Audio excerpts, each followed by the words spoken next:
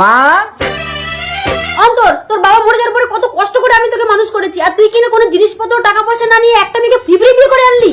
পণ নেওয়া অপরাধ মা। অত জানি না, তোর বিয়ের জিনিস নিয়ে আমি ঘর সাজাবো, এটা আমার অনেক দিনের আশা। তুই ওই মেয়েকে তাড়িয়ে দে, আমি তোকে আবার বিয়ে দেবো।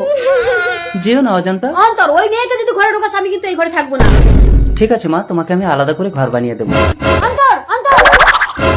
ছেলে যখন ঘর থেকে বেরিয়ে যাবে আমি তখন ঘরে আগুন লাগিয়ে দেবো, তাহলে এই ডানিটা পুড়ে মরবে আর আমি আমার ছেলেকে আবার বিয়ে দিয়ে জিনিসপত্র টাকা পয়সা কত কিছু দেবো। কয়েকদিন পর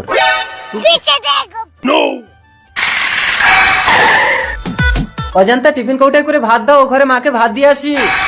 এইবার ওই ঘরে ছেলে আমাকে ভাত দিতে যাবে আর ডাইনিটা এই ঘরে একা থাকবে, ওকে আগুনে পুড়ে মারবো। যাই মশাটা নিয়ে। অন্তর, কাজ থেকে কষ্ট করে এসেছো, তুমি ঘরে বিশ্রাম করো, আমি মাকে ভাত দিয়ে আসছি। সাবধানে যাবে। এবার তুই পুরো মর ডাইনি।